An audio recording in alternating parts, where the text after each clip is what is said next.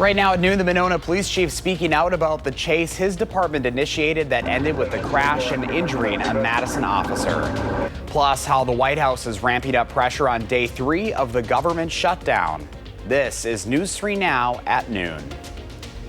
Thanks for joining us. I'm Josh Sprider. Right now, a Madison police officer remains in the hospital recovering from serious injuries due to that head-on fiery crash last weekend in McFarland. Video from police shows the suspect, 36-year-old Christopher Bruger, driving recklessly, leading law enforcement officers on a nearly 5-mile chase on Saturday that ended in the crash. Monona Police Chief Brian Cheney is calling for harsher sentences for repeat offenders, citing Bruger's history, including a similar 2022 incident and 4 OWIs.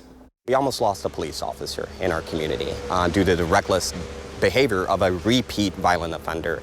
And I appreciate the fact that questions are being asked and that there's probably, hopefully, going to be some more evaluation, certainly as it relates to this case, but hopefully in other cases moving forward. Chief Cheney says he sent a proposal to the Monona City Council asking them to change the chase policy. He wants them to be able to use grapplers, which attach to the front of a police car, and when used, it helps bring the suspect's car to a stop. New developments in the case of a deadly crash in Milwaukee that killed 2 Marquette lacrosse players. Amanda Bruner has pleaded not guilty to causing the deadly crash. Authorities confirm she was driving drunk, but they are now saying the victim's car was speeding at 53 miles per hour in a 30-mile-per-hour zone. The judge bound her over for trial. Her next court date is on the 16th. Governor Evers says the state is one step closer to closing its last youth prison facilities. Right now, Lincoln Hills and Copper Lake schools in Irma are under full compliance with 50 reforms. This is after 2015 allegations of excessive use of force and child abuse that led to court-ordered reform. Evers says the goal is to move the young people at the facilities closer to their homes, close the prisons, and convert them into adult institutions. Sean Diddy Combs will learn his punishment in court today. In July, a jury found the music mogul guilty of 2 counts of transportation to engage in prostitution linked to 2 ex-girlfriends, Cassandra Ventura and another woman who testified as Jane. Combs was acquitted on the 2 more serious charges of racketeering and sex trafficking and racketeering, avoiding the possibility of life in prison. Each of Combs' prostitution-related convictions carries a maximum sentence of 10 years behind bars. The defense argued the acts were consensual and asked for 14 months. Combs has already spent 13 months in jail. If the defense 14-month request is granted, he could be out in time for the holidays. New details in that deadly attack on a synagogue in England. Investigators identified the attacker as Syrian-born British citizen Jihad El-Shami. A bomb disposal unit was called in to inspect what appeared to be an explosive vest that investigators later say was not viable. British counter-terrorism police are calling the attack on the synagogue a terrorist incident and have arrested 3 others in connection with the case. 2 Jewish people were killed, 53-year-old Adrian Dalby and 66-year-old Melvin Kravitz from Manchester. 3 others remain in the hospital. Now for a check of your first warn forecast, here's meteorologist Blaze Keller. Happy Friday, Blaze. Happy Friday. We have made it to the weekend, and we are continuing to sit underneath these warmer than normal temperatures. A live look there towards Lake Mendota. A couple sailboats out on the water enjoying the nice summer-like conditions. We're taking a live look there on our Edgewood sky cam facing the Union Terrace. It's 82 degrees in Madison. Southwesterly winds today. They're going to be the ones that really help us underneath these sunny conditions and dry conditions to climb possibly into those upper 80s, if not squeezing out a few low 90s. Already 84 in the Dells, Lone Rock, as well in Platteville and Monroe. Janesville, we're also at 84 degrees, a pair of 82s there. Juneau as well as into Watertown. Let's take it into Dane County, where we're sitting at about 85 in Middleton, 82 in Stoughton, and south into Edgerton as well. Again, we are going to possibly set a new record high temperature today for the Madison area, and possibly that extends to more of southern Wisconsin. If we hit 87 degrees Madison, we will have set a new record high. That was our forecast today. We just have to be 85 degrees. And tomorrow the heat continues. We just have to beat 87 degrees. It is certainly possible with the southwesterly winds, the sunny conditions, and the dry conditions as well. Is there any rain in the forecast? We desperately need it. Josh will take a look at that in the full forecast. Is it July or October? It feels like July, but the calendar says it's October 3rd. All right, Wisconsin for you. Blaze, thank you. Well, the Senate is expected to vote again today on funding bills to reopen the government, but both Republicans and Democrats remain dug into their positions. Natalie Brand reports from the White House. With shutdown impacts growing each day, the White House is piling on more pressure. This morning, the head of the Office of Management and Budget, Russ Vought, announced over $2 billion in Chicago infrastructure projects have been put on hold. That comes as the administration has threatened further cuts to agencies and mass layoffs if the shutdown continues. It's likely going to be in the thousands. This afternoon, Senate lawmakers are set to vote again on dueling measures with no word yet of a breakthrough. At some point, reason, good sense, common sense has to take effect here. Republicans insist on reopening the government first before negotiating over the enhanced health care tax credits that Democrats want. They're hurting the American people. Let's find a bipartisan path forward, and let's address the Republican health care crisis. Republicans are being responsible. We're operating in good faith, and we're trying to get the Democrats to do their job, and they won't. Hundreds of thousands of federal employees remain in limbo, worried about missing paychecks if the shutdown drags on for many days or even weeks. What are they going to do for groceries? What are they going to do for gasoline and those type of things? The essential things that they try to provide for the families. That's what they are concerned about. Food banks nationwide are preparing for increased demand, especially if money runs out for federal programs like WIC and SNAP, which provides food assistance to low-income families and children. There are concerns funding could lapse if the shutdown is prolonged. Natalie Brand, CBS News, the White House. Many national parks remain open, although staffing is limited, with thousands of national parks workers furloughed and some facilities shut down. Well, Dane County's proposed budget for 2026 includes measures to tackle its $31 million deficit. County Executive Melissa Agard unveiled a $903.5 million plan. The proposal cuts vacant positions, freezes hiring, offers early retirement incentives, and reduces county worker salaries by 1%.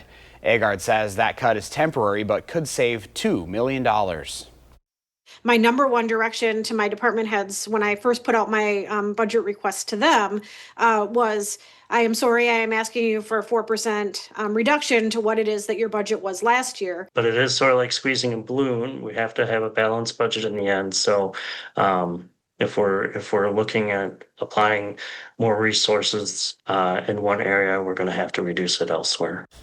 The plan goes to the Dane County Board October 23rd, where members will review and recommend changes. Coming up next on News 3 Now at noon, why the Consumer Product Safety Commission is warning parents about certain toy eggs. Plus, what a new CBS News poll says about Americans' feelings on the economy.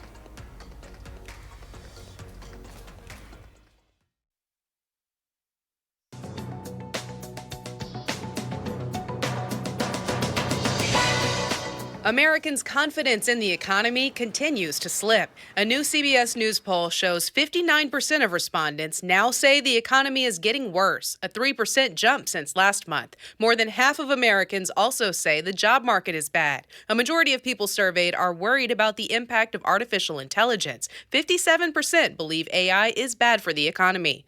The concerns over artificial intelligence come as OpenAI, maker of ChatGPT, has reached a valuation of $500 billion, making it the world's most valuable startup. The Associated Press reports that current and former OpenAI employees sold more than $6 billion in shares to a group of investors, boosting the company's value. AP cites sources with knowledge of the deal.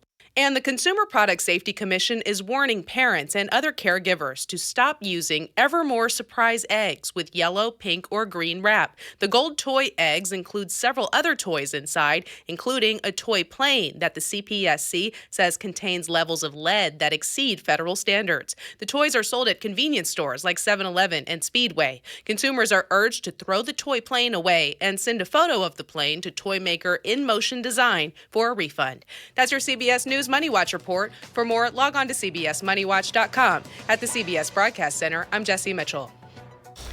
Here's a look at the stock numbers at the noon hour. The Dow is up 443 points, NASDAQ is down 39, and the S&P 500 up this hour 30. Our call for action volunteers are in the building, taking your consumer complaints and taking action on your behalf. Call for action at 608-270-2833, or you can submit a claim anytime at channel3000.com/call-for-action. We'll have today's farm numbers up next, and Blaze is tracking the first warn forecast. Then later on Live at 4, what shows are coming to the Overture Center in Madison this month.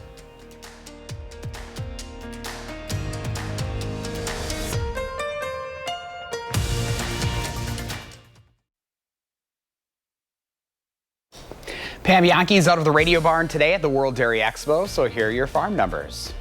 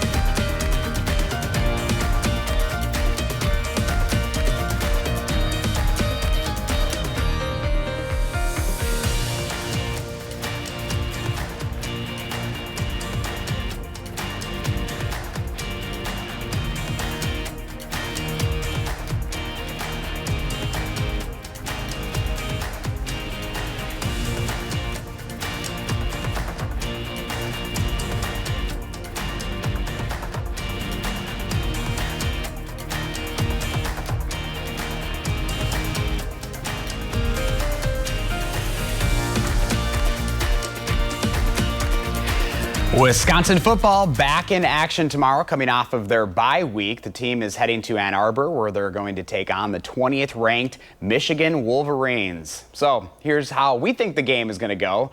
Obviously, we are not optimistic. Both Blaze and I have Michigan winning the game. Pretty similar score predictions, actually, there. Let's check in now with Blaze for the full certified most accurate forecast, and still not really feeling a lot like football weather out there, Blaze. It really isn't, but, you know, at least we're not going to be dealing with any rain or thunderstorms as we go into Friday Night Football and then further into Saturday, not only for any local tailgates, obviously any farmers markets still going on, but the dry conditions extend all the way to our east into Ann Arbor as well. So if you're going to be heading out east, you're going to be sitting underneath very similar conditions to what we're going to be dealing with here in southern Wisconsin. We could set some new records for daily high temperatures, not only today, but Saturday as well. And then finally, we start to get some much needed rain back into the picture as we go Sunday night through at least maybe Tuesday morning of next week. So we'll say goodbye to the 80s starting on Monday. Back into those 70s we'll go, and then we'll hang out in those low to mid 60s to round out next week. Some cooler air, but still above average for this time of year, going to be sitting overhead.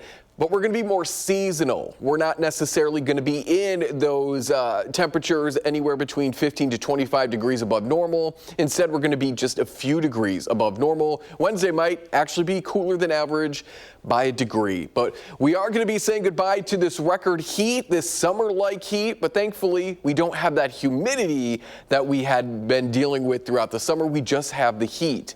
The reason is because a low-pressure system is really slowly getting its act together. It's a big area of low pressure as we go into Saturday. Winds will be out of the southwest. So again, we're going to be pulling in some tropical air that's been sitting underneath the sun for a little bit longer, and that could help us warm back up into those upper 80s to low 90s on Saturday. Sunday, this low pressure system starts to get its act together, starts to move more off towards the north and east, but we remain dry until maybe the evening and overnight. That's when the cold front is going to form a line of showers, maybe a few thunderstorms as well. Not looking severe, but until that line forms, we are going to stay dry. And then this incoming high pressure system will continue to push all that rain off to our south and east as we go into Monday. So Sunday night, expect those rain showers, maybe a few thunderstorms as well. Waking up Monday, or at least heading to work on Monday, we're going to be dealing with that rain. That will push off towards the southeast. Maybe we see the line reform as we go into the afternoon and evening. And then as that high pressure system finally moves in overhead, it pushes the remaining rain off to our south and east. But that's going to be our first chance for rain, at least in the last couple of days. And we really do need it. Some good news here, more blue on the map, which is indicative of those higher amounts. We're getting more into those half an inch to an inch possibilities for anybody here in the blue. Further to the north, it's not looking as promising, maybe a half an inch at best, but we are looking at areas that have developed those abnormally dry conditions to at least get a little bit of rain. So this is from the 4th through the 10th, taking into account that chance as we go here over the next couple of days. Beyond that, it's not looking too promising in terms of heavy rain, but we'll add back a few more rain shower chances as we go into the end of next week. Unfortunately, Josh, that's so far away. We really have to keep our fingers crossed that happens. Otherwise, we're going to really just count on those rain chances here as we end the weekend and go into the start of next week. I just can't believe those 88s. I know. I wonder if we'll hit 90 today, or somebody will hit 90 today. All right, Blaze. Yeah, thank you. Well, it is a big day in the entertainment world for Swifties. Taylor Swift's newest album, Life of a Showgirl, is officially out. It's her first release since taking full ownership of her music catalog and the first album since wrapping up her Eras tour last December. After the Eras tour, many saw a rise in price gouging and ticket scalping. A new bill being proposed at the state capitol hopes to address that.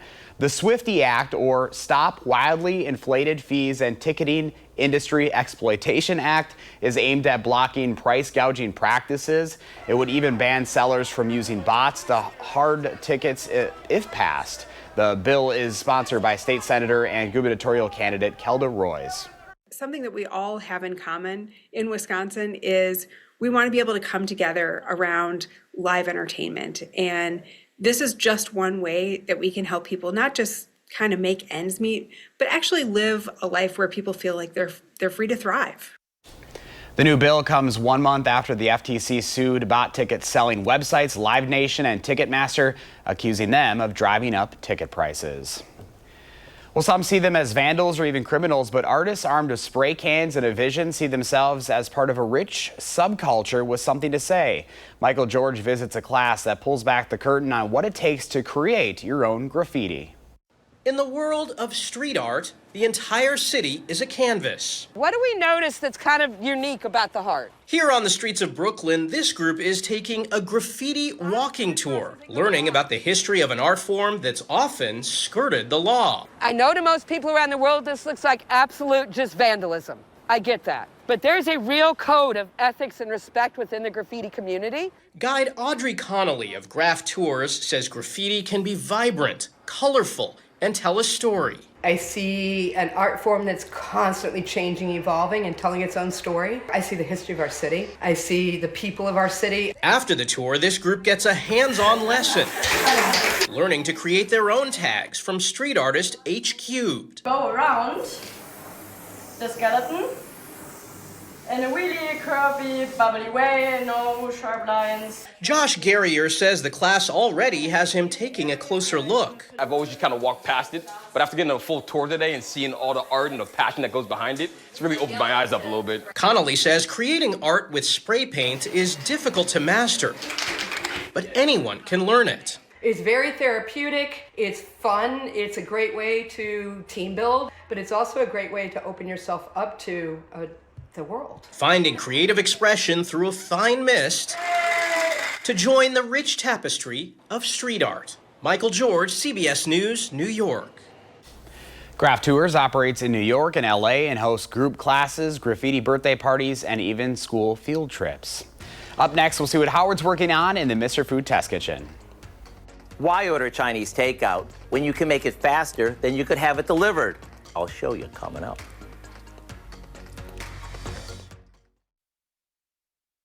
One of my favorite things to do on nights when my wife and I don't feel like cooking, yeah, even we have those, is to pick up dinner from the Chinese takeout place around the corner. We try all sorts of different things.